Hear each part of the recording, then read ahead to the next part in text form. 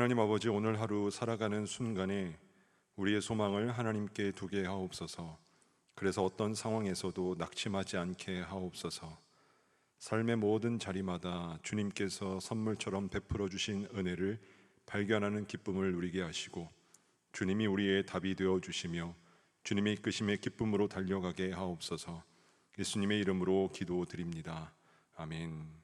우리 찬송가 20장 찬송하겠습니다.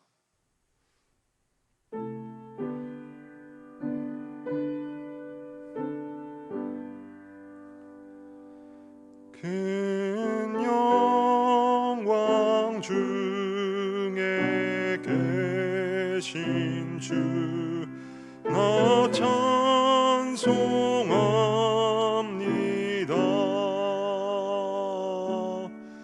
영원히 계신 주 이름 나 찬송합니다.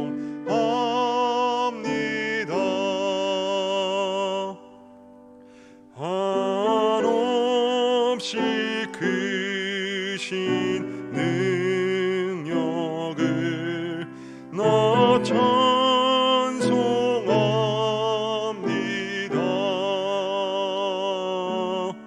참되고 미쁜 그 언약 나 찬송합니다.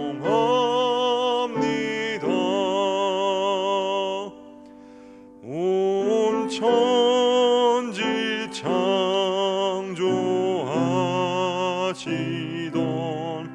그 말씀이 미소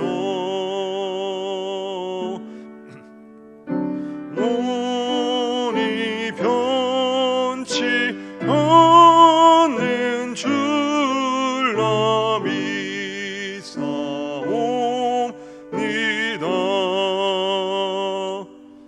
그 온유하신 주 음성 날 불러주시고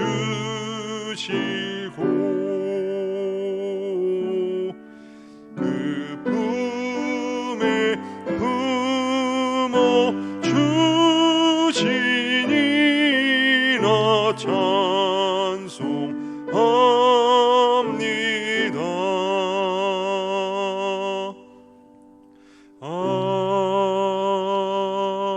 아멘.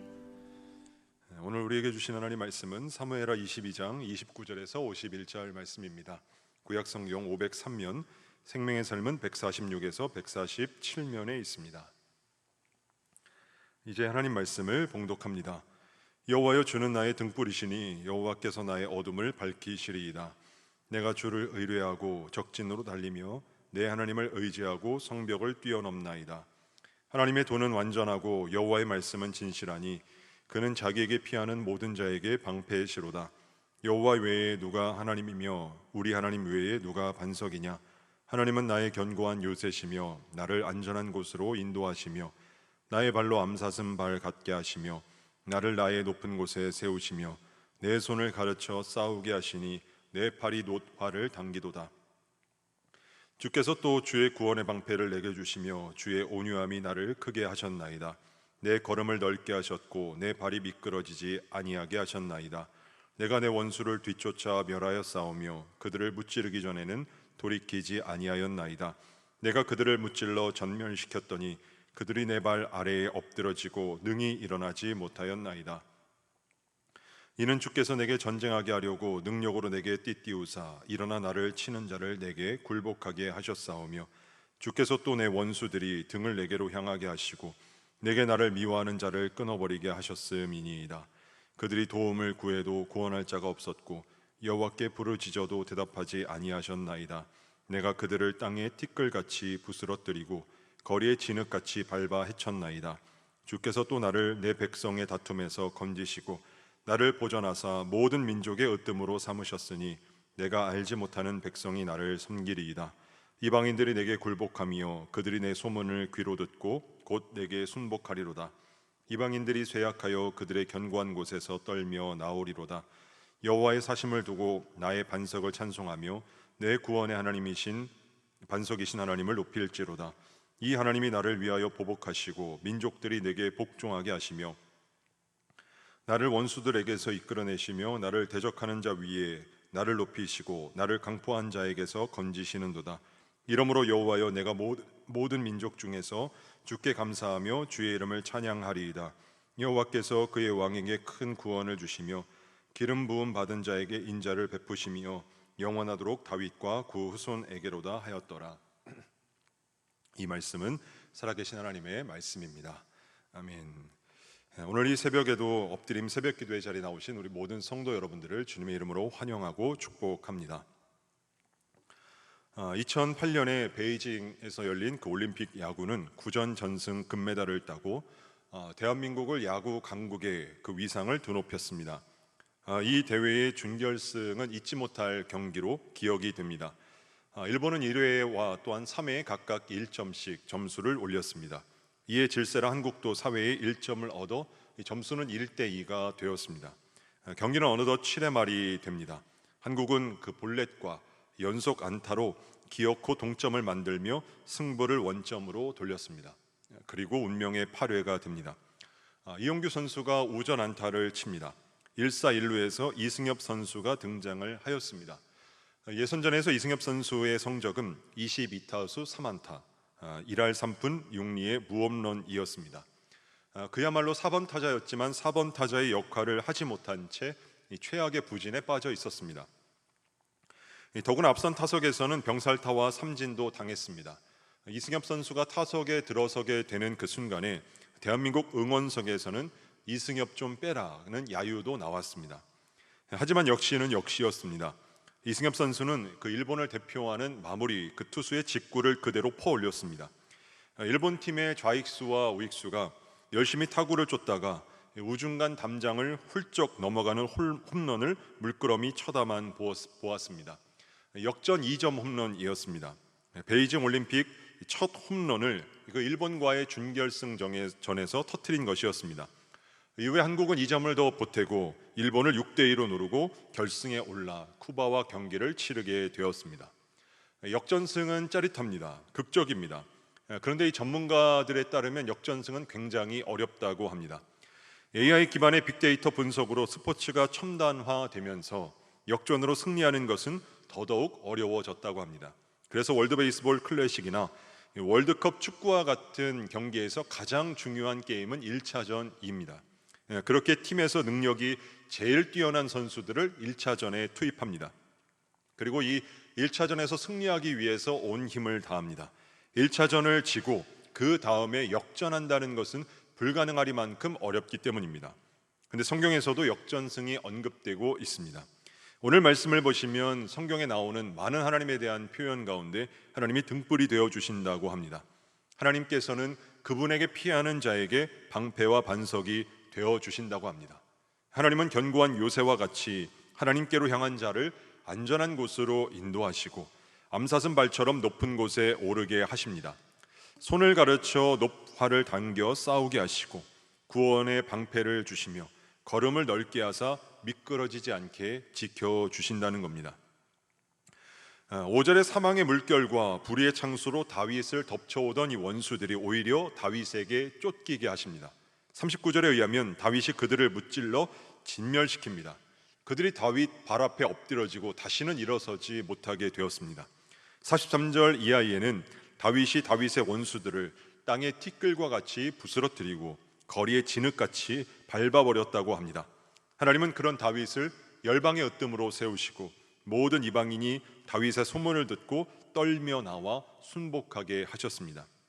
하나님은 고통스러운 순간에도 하나님께 피하는 자들에게 기가 막힌 역전승을 주시는 분이십니다. 48절 이하의 말씀처럼 구원의 반석이신 하나님께서 나를 위에 보복해 주시고 원수들에게서 건져 주십니다. 대적하는 사람들로부터 높여 주시며 강포한 사람에게서 건져 주십니다. 민족들이 나에게 복종하게 하십니다.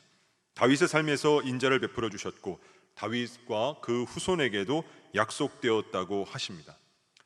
이렇게 쓰인 글을 본 적이 있습니다. 역경을 거꾸로 읽으면 경력이 됩니다. 문전박대를 거꾸로 하면 대박전문이 됩니다. 영어의 no를 거꾸로 하면 on이 됩니다. 악을 의미하는 영어의 evil을 뒤집으면 삶을 의미하는 live가 됩니다. 자살을 뒤집으면 살자가 됩니다. 더디다 하더라도, 힘들다 하더라도 낭망하지 말고 결국 역전하게 하시는 하나님을 붙잡으며 살아갈 수 있어야 합니다. 그러기 위해서 가장 중요한 것이 무엇이겠습니까? 오늘 일하는 이 순간이 절망이라고 하더라도 포기하지 않는 것입니다. 끝이라고 생각하지 않는 것입니다. 지금이 전부라고 판단하지 않는 것입니다. 예전에 차인표 씨가 힐링 캠프라는 프로그램에서 이런 말을 한 적이 있습니다. 그 당시를 26세였던 그 당시를 수박 딱 잘라서 단면을 놓고 보면 한마디로 이야기하면 희망이 없는 청춘이었다는 것입니다. 26살의 어머니와 단둘이 살고 있는데 군대를 아직 갔다 오지 않아서 직장도 구하지 못하고 경제적인 능력도 없고, 그런데 20몇 년이 지난 지금 제가 잘 살고 있지 않습니까? 저는 그것을 지금 청소년들, 청년들, 그리고 고통 중에 있는 모든 이들, 희망이 없는 분들에게 꼭 이야기를 해드리고 싶습니다. 인생은 결코 오늘 하루에 결정나는 것이 아니라는 것입니다.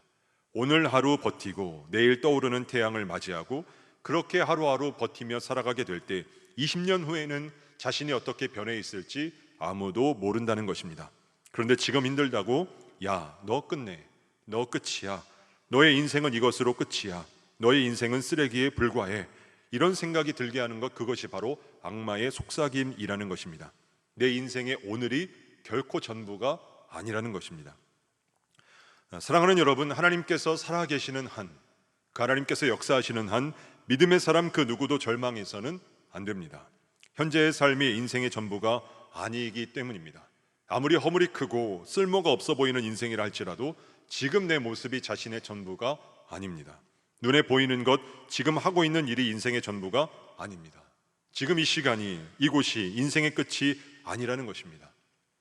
지금이 인생의 전부이고 그렇게 믿고 살아왔던 것이 지나고 나서 보면 아무것도 아닌 경우가 많이 있습니다. 지금 내 모습이 초라하더라도 앞날까지 어두운 것은 아닙니다. 능력 하나님을 붙들고 한 걸음 한 걸음 그분과 함께 걸어갈 수 있어야 합니다. 여러분은 여러분이 어떤 신분을 가졌는지 아십니까? 성경은 분명히 우리를 향해 택하신 족속이라고 말씀합니다. 약한 우리들을 하나님의 특별한 소유로 삼으시겠다는 것입니다. 우리가 하나님께 있어 굉장히 귀중한 존재라는 것입니다. 말씀에 의하면 너희는 택하신 족속이요 왕같은 제사장들이요 거룩한 나라요 그의 소유가 된 백성이니 이는 너희를 어두운 데서 불러내어 그의 기이한 빛에 들어가게 하신 이의 아름다운 덕을 선포하게 하려 하심이라. 여기에 이 택하신이라는 그 단어에 사용된 원어는 선택하다라는 그 뜻에서 파생되었습니다. 이는 가장 귀한 것을 선택할 때 사용되는 단어였습니다. 이러한 선택과 관련된 내용은 성경 여러 곳곳에서 찾아볼 수 있습니다. 이사야 43장 1절 말씀, 야곱아 너를 창조하신 여호와께서 지금 말씀하시느니라. 이스라엘아 너를 지으신 이가 말씀하시느니라. 너는 두려워하지 말라. 내가 너를 구속하였고 내가 너를 지명하여 불렀나니 너는 내 것이라. 에베소서 1장 3절과 4절 말씀입니다. 찬송하리로다. 하나님 곧 우리 주 예수 그리스도의 아버지께서 그리스도 안에서 하늘에 속한 모든 신령한 복을 우리에게 주시되 곧 창세전에 그리스도 안에서 우리를 택하사 우리로 사랑 안에서 그 앞에 거룩하게 흠이 없게 하시려고. 갈라디아서 1장 15절 말씀입니다. 그러나 내 어머니의 태로부터 나를 택정하시고 그의 은혜로 나를 부르시니가. 예수님께서도 말씀을 하십니다. 너희가 나를 택한 것이 아니오 내가 너희를 택하여 세웠나니 이는 너희로 가서 열매를 맺게 하고 또 너희 열매가 항상 있게 하여 내 이름으로 아버지께 무엇을 구하든지 다 받게 하려 함이라. 하나님은 택하신 백성을 버리시지 아니하십니다. 하나님의 백성은 결코 망하지 않습니다. 그리고 그 인생을 결국엔 반전으로 이끄실 것입니다. 하나님께서 일하기 시작하시면 사람이 힘으로 할 수 없는 놀라운 일들이 펼쳐지게 될 것입니다. 하나님께서 일으키시는 반전은 전혀 예측할 수 없고 기대하지 못하는 방향으로 흘러가게 될 것입니다. 절체절명의 삶을 역전시키실 하나님을 오늘도 기대하며 살아가는 저와 여러분 되실 수 있기를 축복합니다. 자, 두 번째로 살펴볼 것은 다윗의 이 하나님을 향한 감사의 고백입니다. 다윗의 고백을 잘 살펴보시면 어떠한 것에 대한 감사의 고백인가? 당연한 것에 대한 감사의 고백을 하고 있습니다. 몇 가지만 언급해 보면 31절 말씀에서 하나님이 자기에게 피하는 모든 자에게 방패가 되어 주시는 것, 그리고 33절 말씀에서 하나님이 견고한 요새가 되시며 안전한 곳으로 인도해 주시는 것, 49절 말씀에서 강포한 자에게서 하나님께서 건져 주시는 것, 이 모든 것들은 어찌 보면 지극히 당연한 것입니다. 하나님께서 우리에게 베푸실 당연한 일들이라고 볼 수 있습니다. 지금 다윗은 당연한 것에 감사하고 있습니다. 즉 다윗의 감사는 당연한 것을 당연하게 여기지 않은 감사였습니다. 감사는 어떨 때 시작될 수 있는가? 당연한 것을 당연히 여기지 않을 때 시작됩니다. 이 자녀들이 부모의 그 감사할 줄 모르는 까닭은 부모의 사랑을 당연하게 여기기 때문입니다. 부모가 자녀를 사랑하는 일은 당연한 일이라고 생각하기 때문에 새삼스럽게 감사하게 생각하지 않습니다. 부모에게 감사하는 자녀들의 특징은 당연한 것을 당연하게 여기지 않는다는 것입니다. 그래서 부모에게 감사하는 것입니다. 제가 좋아하는 찬송 중에 주 하나님 지으신 모든 세계라는 찬송이 있습니다. 이 찬송의 가사 가운데 2절은 이렇게 찬양합니다. 숲속이나 험한 산 골짜기에서 지저귀는 저 새소리들과 고요하게 흐르는 시냇물은 주님의 솜씨 노래하도다. 주님의 높고 위대하심을 내 영혼이 찬양하네. 주님의 높고 위대하심을 내 영혼이 찬양하네. 이 시편의 기자는 남들이 다 당연하게 여기는 것으로 치부하는 숲과 산골짜기에서 흐르는 시냇물과 이 지저귀는 새소리 가운데서도 하나님을 발견합니다. 그 하나님의 은혜를 발견하고 감격하고 찬양을 합니다. 하나님을 벅찬 가슴으로 노래하며 찬양하고 있습니다. 우리가 살아가는 모든 삶 가운데서도 당연하게 여기는 모든 것들도 실은 당연한 것이 아니라 하나님께서 베풀어 주신 은혜입니다. 그러기에 우리는 다양하게 도와주시는 우리의 삶 가운데 개입하시고 도우러 오시는 하나님께 감사하며 살아갈 수 있어야 합니다. 그러할 때 우리가 당연하게 여기는 것이 특별한 것이 됩니다. 바라기는 역전하게 하시는 하나님을 붙들고 인내로 나아가실 수 있기를 소망합니다. 지금 우리의 모습이 절망적인 현실이라 하더라도 결국 이 모든 과정을 역전하게 하실 하나님을 소망하며 모든 상황을 믿음 안에서 감당하며 살아가실 수 있기를 소망합니다. 또한 우리에게 베풀어 주신 당연하게 보이는 것에도 감사함으로, 그러므로 말미암아 그 당연한 감사가 특별한 것이 되는, 그리고 우리의 삶에 더욱 감사가 가득한 삶으로 나아가는 저와 여러분 되실 수 있기를 주님의 이름으로 축복합니다. 기도하겠습니다. 역전시키신 하나님, 인생의 길이 더디다고 불평하지 않고 힘들다고 원망하지 않게 하옵소서. 어떤 순간에도 낭망하지 않게 하옵소서. 하나님은 역전의 하나님이시기에 하나님과 함께 인생을 만들어가게 하셔서 성공하는 은혜를 누리게 하옵소서. 당연한 것을 당연히 여기지 않게 하시고 당연한 것은 하나도 없다는 것을 기억하게 하셔서 아주 작은 것에도 하나님께 감격하며 감사하는 삶을 살아가게 하옵소서. 원로 목사님을 기억하사 밟으시는 땅마다 은혜의 강물이 흐르게 하옵소서. 허요한 담임 목사님을 통해 메마른 영혼을 적시고 채우는 말씀이 선포되게 하옵소서. 안산제일의 모든 가족들에게 오늘 하나님의 은혜가 넘치게 하여 주시옵소서. 은혜가 가득할 때는 질병도 유익이고 고난도 유익이며 실패도 유익이고 위기도 유익입니다. 하지만 은혜가 없을 때는 모든 것이 원망과 불평의 재료가 됩니다. 돈으로 세상을 살고 권력으로 세상을 살아가는 것이 아니라 하늘의 은혜로 세상을 살아가게 하셔서 날마다 감사의 삶을 살아내게 하옵소서. 새벽에도 귀한 은금을 드린 손길이 있습니다. 이 물질이 세상에서 헤매이는 이들을 하나님께 이끄는 데 쓰이게 하시고 주의 생명의 말씀이 더욱 널리 퍼지도록 하는 데 쓰이는 물질이 되게 하여 주시옵소서. 예수님의 이름으로 기도드립니다. 아멘. 하늘에 계신 우리 아버지, 아버지의 이름을 거룩하게 하시며 아버지의 나라가 오게 하시며 아버지의 뜻이 하늘에서와 같이 땅에서도 이루어지게 하소서.